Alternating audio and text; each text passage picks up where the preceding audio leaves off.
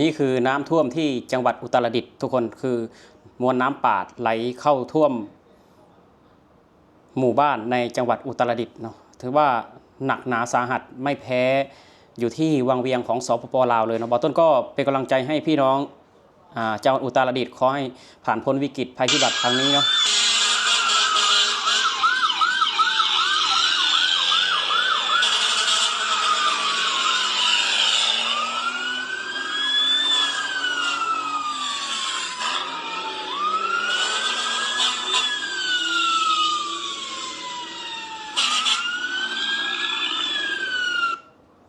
นี่ก็คือ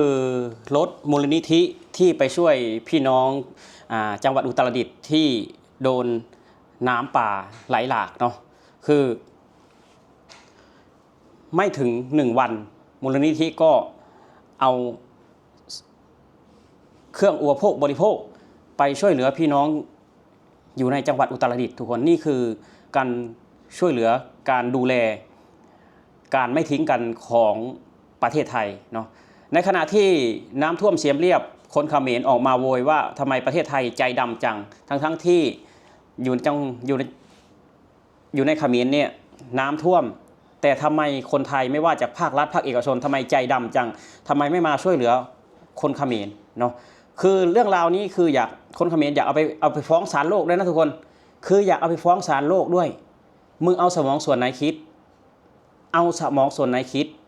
คืออยากให้คนอื่นช่วยแต่เขาไม่ช่วยอย่าเอาไปฟ้องศาลโลกมึงบ้าหรือเปล่าเนาะคือตอนนี้ประเทศไทยก็เจอวิกฤตภัยพิบัติเช่นกัน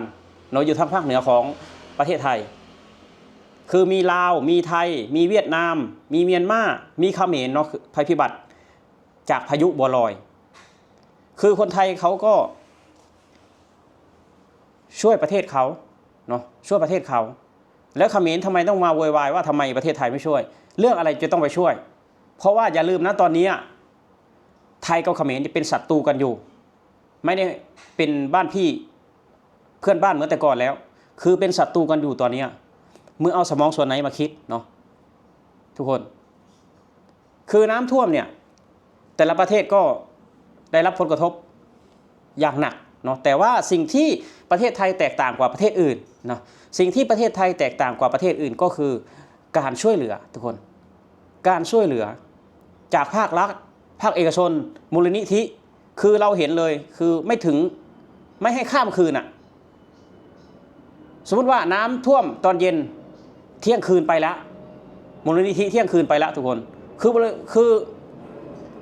ได้รับการช่วยเหลือหรือว่าเยียวยาเร็วมาก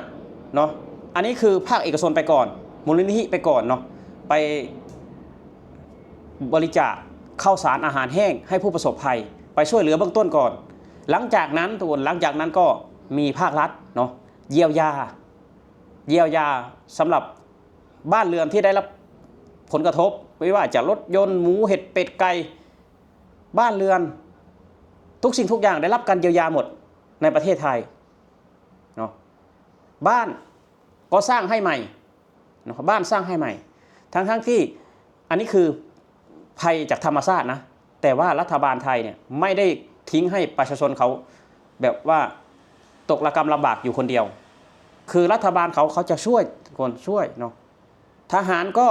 ไปสร้างบ้านให้ใหม่ไปสร้างบ้านให้คนที่บ้านได้รับผลเสียหาย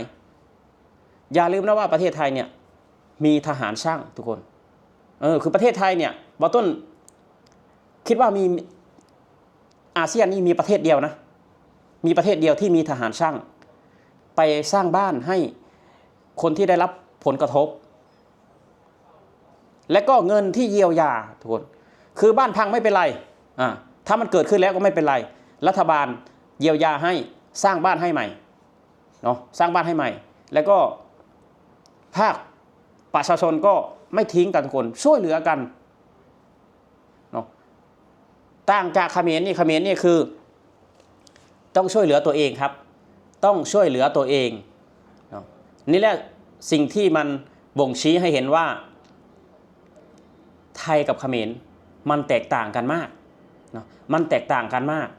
บอต้นเห็นอินฟลูเอนเซอร์หลายๆคนออกมาเปรียบเทียบเขมรกับไทยว่า อีก10 ปีจะแซงหน้าหรือว่าเจริญเทียบเท่าประเทศไทยมึงฝันไปหรือเปล่าเนาะมึงฝันไปหรือเปล่าการช่วยเหลือน้ำท่วมมันก็ยังห่างกันเยอะจริงๆถ้าประเทศเราบ้าว่าต้นมีเหมือนประเทศไทยไหมไม่มีครับทุกคนคือช่วยเหลือก็ยังไม่เต็มที่เหมือนประเทศไทยอันนี้เราต้องยอมรับความจริงนะเราต้องยอมรับความจริงไม่ได้บูลลี่บ้านเจ้าของอันนี้คือเราต้องยอมรับความจริงเพราะว่าการช่วยเหลือภัยพิบัติไม่ว่าจะน้ำท่วมน้ำป่าไหลหลากมันความช่วยเหลือมันแตกต่างกันเยอะเนาะบอต้นเห็นน้ำท่วมเชียงรายปีที่แล้วเนาะน้ำท่วมเชียงรายปีที่แล้วทหารเนี่ยไปปฏิบัติหน้าที่อยู่ตรงนั้นเลยเป็น2 เดือน 3 เดือนเนาะคือล้างบ้านให้ซ่อมแซมบ้านให้ทำบ้านให้ใหม่บอต้นเห็นโอ้โหทวนซาบซึ้งน้ำใจเนาะเห็นแล้วก็มีความสุขทุกคนเห็นแล้วมีความสุขกับคนที่ได้รับผลกระทบเนาะภัยพิบัติไม่มีใครอยากให้เกิดแต่ว่ามันเกิดขึ้นแล้วคือการเยียวยานี่แหละการช่วยเหลือเบื้องต้น